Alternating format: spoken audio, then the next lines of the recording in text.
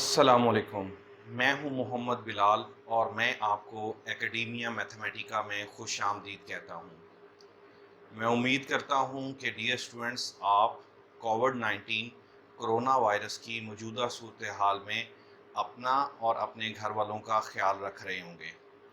जैसे कि आप जानते हैं कि हमने मीट्रिक स्पेस के बारे में वीडियो सीरीज़ का आगाज़ किया हुआ है और इस सिलसिले में आज के लेक्चर के अंदर हम कुछ मज़ीद एग्ज़ाम्पल्स जो हैं वो देखेंगे। लेकिन उन एग्ज़ाम्पल्स को करने से पहले टू डेफिनिशंस हैं जो आप अपनी प्रीवियस क्लास में या प्रीवियस लेक्चर्स के अंदर जो है वो पढ़ चुके हैं। हम इनको दोबारा रिकॉल करते हैं। तो इनमें जो सबसे पहली डेफिनिशन है वो है मीट्रिक की। तो डियर स्टूडेंट्स, आप जानते हैं कि किसी भी नॉन एम्प्टी सेट पर एक फंक्शन जिसको हम डी से रिप्रेजेंट करते हैं वो मीट्रिक तब कहलाएगा अगर वो 4 कंडीशंस को पूरा करे, जो कि आपके सामने ये 4 कंडीशंस लिखी हुई हैं। और साथ में आप ये भी जानते हैं कि इस फंक्शन डी की जो डोमेन है वो चूँकि कार्टेशियन प्रोडक्ट होती है नॉन एम्प्टी सेट एक्स की सेट एक्स के साथ, लिहाजा हम यूं कह सकते हैं कि इस फंक्शन डी की डोमेन में ऑर्डर्ड पेयर्स पड़े हुए हैं। तो हम इसकी डेफिनेशन को रिकॉल कर रहे थे कि कोई भी function D non empty set X पर तब मीट्रिक कहलाएगा। नंबर 1 कंडीशन ये है कि कोई भी ऑर्डर्ड पेयर हो, उस ऑर्डर्ड पेयर पे अगर ये फंक्शन डी अप्लाई हो तो आंसर एक नॉन नेगेटिव क्वांटिटी देगा। नॉन नेगेटिव क्वांटिटी का मतलब है कि या आंसर ग्रेटर देन ज़ीरो होगा और या ज़ीरो भी हो सकता है लेकिन नेगेटिव नहीं होगा।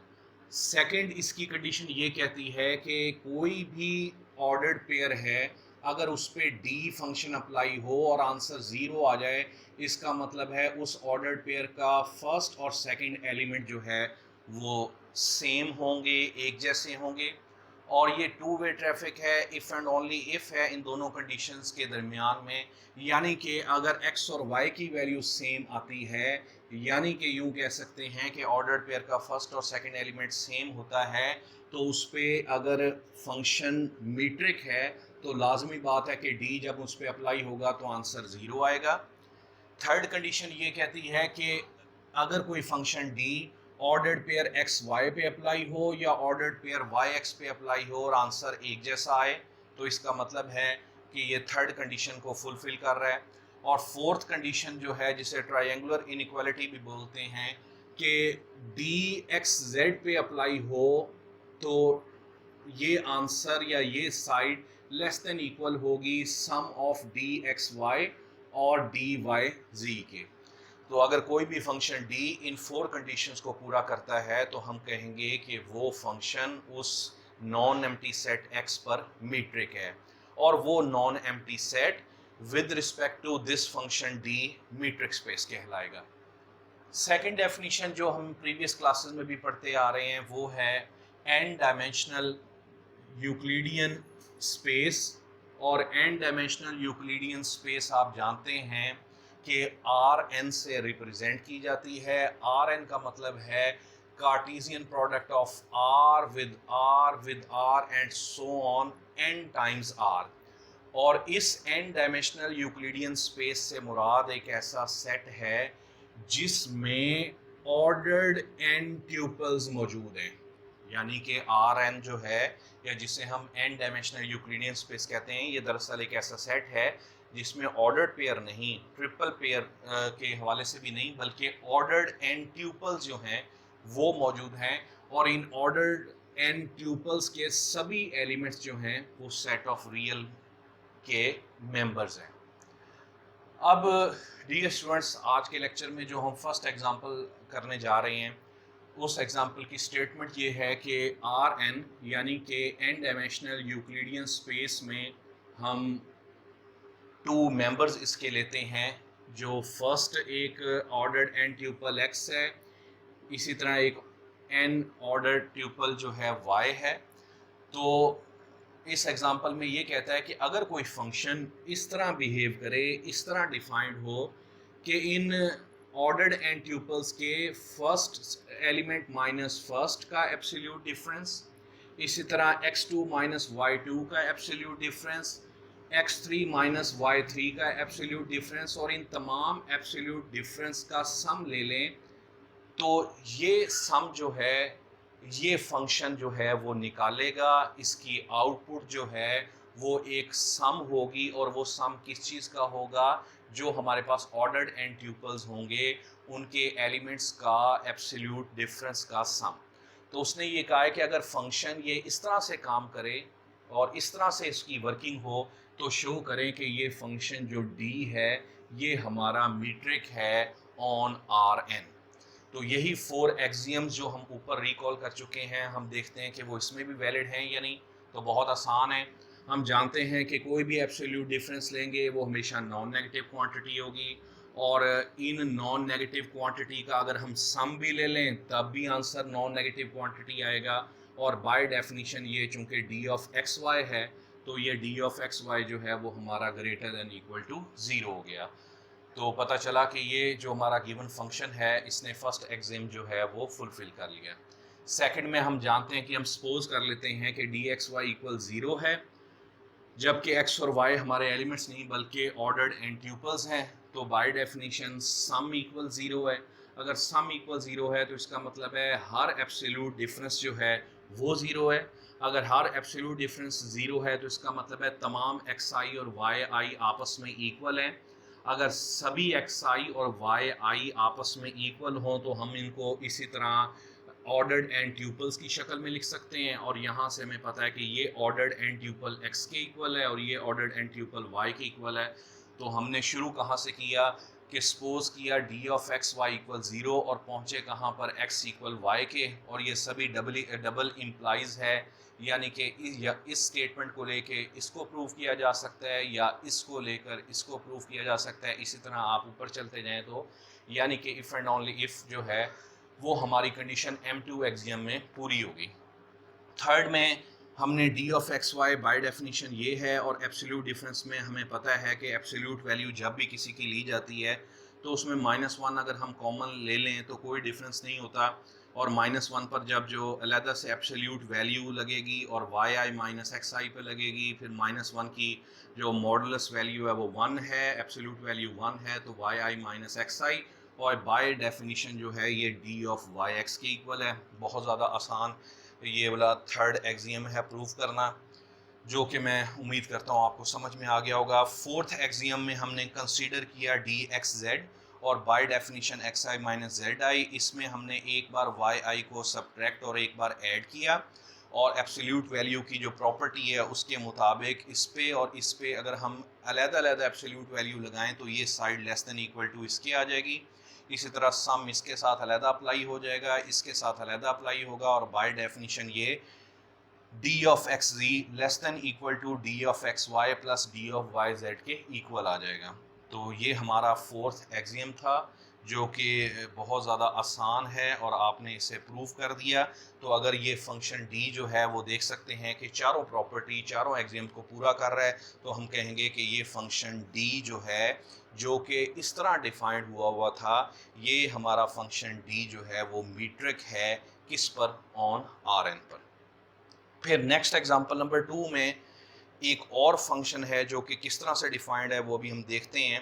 तो डेफिनेशन ये है कि Rn जो है उसके अंदर से हमने ये 2 ऑर्डर्ड एंड ट्यूपल्स लिए x और y, और फंक्शन के काम करने का तरीका ये है कि जब भी function d x y ordered and tuple पे अप्लाई होता है तो उन तमाम ऑर्डर्ड एंड ट्यूपल की वैल्यूज़ के डिफरेंस की एब्सोल्यूट वैल्यू अगर हम ले लें या एब्सोल्यूट डिफरेंस लें, उन एब्सोल्यूट तमाम डिफरेंस में जो सबसे मैक्सिमम होगा उसको पिक करेगा।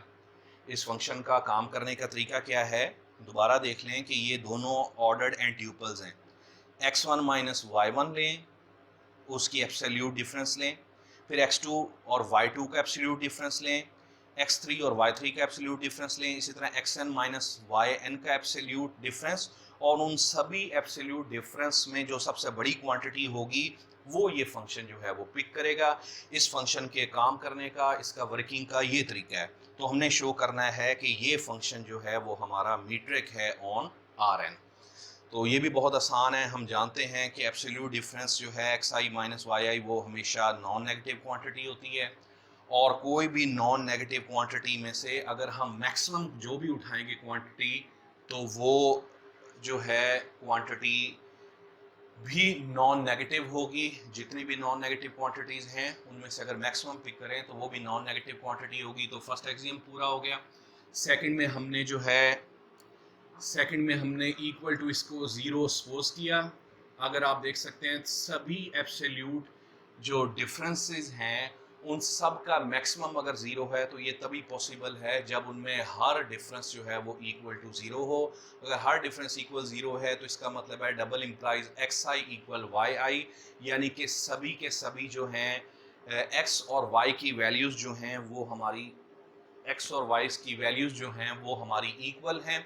और इक्वल को रखने के बाद इन्हें हम लिख सकते हैं कि अगर तमाम एक्स आई और वाई आई इक्वल हैं तो फिर ऑर्डर्ड एन ट्यूपल जो है ये वाला और ऑर्डर्ड एन ट्यूपल ये भी आपस में इक्वल है, और एक्स इक्वल जो है वो वाई के आ गया।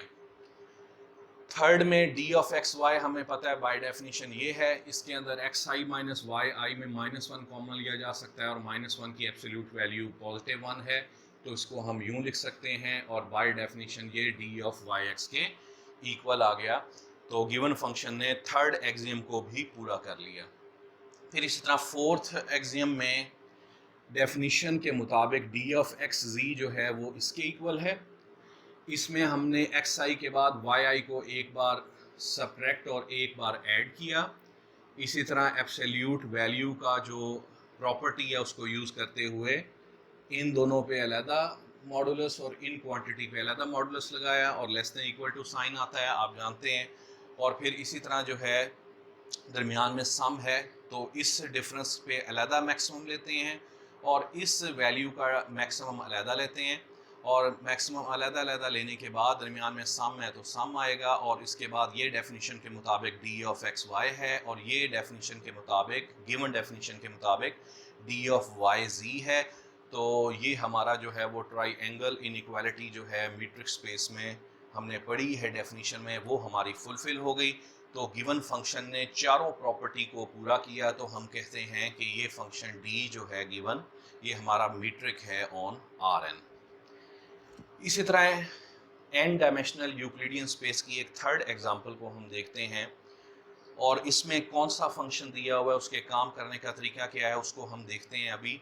तो थर्ड एग्जांपल में जो है वो ये कहा गया है कि आर एन के अंदर हमने दो ऑर्डर्ड एन ट्यूपल लिए एक्स और वाई, और उसने कहा है कि जो फंक्शन डी है वो काम कैसे करता है। वो काम ऐसे करता है कि ये जो हमारे पास ऑर्डर्ड एन ट्यूपल्स हैं इनकी वैल्यूज़ का लेना है डिफरेंस, उसका स्क्वायर लेने के बाद ये सभी जो स्क्वायर्स हैं इनका आपने लेना है सम, और सम लेने के बाद जब हमारा आंसर आएगा तो उसका हम लेंगे स्क्वायर रूट, और स्क्वायर रूट लेने के बाद देखेंगे जो हमारी वैल्यू आएगी वो एक्चुअली फंक्शन की आउटपुट होगी। दोबारा ज़रा यहाँ पर देखें तो इसको यूँ हम समझ सकते हैं कि ये काम कैसे कर रहा है कि x1 माइनस y1 का square plus x2 minus y2 का square plus x3 minus y3 का स्क्वायर, और ये सभी का सम लेकर ज़ाहिर बात है एक सिंगल नंबर आएगा, उस नंबर का आपने क्या ले लेना है स्क्वायर रूट। और स्क्वायर रूट लेने के बाद ये मॉडुलस वैल्यू है, वैसे तो स्क्वायर रूट जो है वो आपको पता है कि नॉन नेगेटिव हमेशा आता है, तो उसकी एब्सोल्यूट वैल्यू भी साथ बताया हुआ है। ये फंक्शन डिफाइंड इस तरह हुआ है, तो हमने शो करना है कि ये फंक्शन जो है वो हमारा मीट्रिक है आर एन पर। तो इस एग्जांपल में लास्ट बार दोबारा आपको रिपीट कर देता हूँ कि ये फंक्शन कैसे काम करेगा कि ऑर्डर्ड एन ट्यूपल्स जो होंगे उनकी वैल्यूज़ का जो है वो डिफरेंस और उसका स्क्वायर लेकर जो आंसर आएगा उसका आपने स्क्वायर रूट लेना है। तो अब इसके सोल्यूशन में देखते हैं। फर्स्ट कंडीशन हमें पता है कि हर एक्स आई माइनस वाई आई का स्क्वायर जो है वो नॉन नेगेटिव होता है। अगर सभी डिफरेंस का स्क्वायर जो है वो नॉन नेगेटिव है तो उसका सम भी ज़ाहिरी बात है नॉन नेगेटिव। अगर सम नॉन नेगेटिव है तो अगर सम का मैं स्क्वायर रूट ले लूँ तो वो भी नॉन नेगेटिव, उसका मॉडुलस वैल्यू ले लूँ तो वो भी नॉन नेगेटिव होगी क्वांटिटी। तो यहाँ से ये पता चला कि हमारा डी एक्स वाई जो है वो ग्रेटर देन इक्वल टू क्या है, ज़ीरो। फर्स्ट एक्सियम आप जानते हैं कि मीट्रिक स्पेस को प्रूव करते वक्त फर्स्ट एक्सियम ऑलमोस्ट बहुत ही ज़्यादा इजी होता है हर केस में।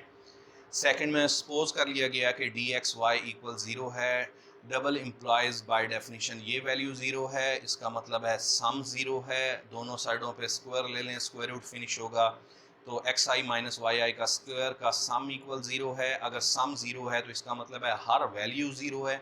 हर वैल्यू ज़ीरो होने का मतलब है सभी एक्स आई और वाई आई आपस में इक्वल हैं। आपस में इक्वल होने का मतलब ये है कि फर्स्ट वाला ऑर्डर्ड एन ट्यूपल और सेकंड वाला ऑर्डर्ड एन ट्यूपल जो हैं वो इक्वल हैं। और इक्वल के बाद बाय डेफिनेशन जो है हम देख सकते हैं कि हमने d of x y equal zero से शुरू किया और एक्स इक्वल वाई पे हम पहुंच गए। और थर्ड एक्सियम में हम जानते हैं कि डी ऑफ एक्स वाई लेंगे बाय डेफिनेशन और स्क्वायर के अंदर अगर ऑर्डर चेंज कर लें तो वैल्यू पे चेंज नहीं आती और वैल्यू पे चेंज ना आने का मतलब है कि ये by definition d of y x के इक्वल होगा। तो ये हमारा थर्ड एक्सियम पूरा हो गया और अब हम इसका करते हैं फोर्थ एक्सियम।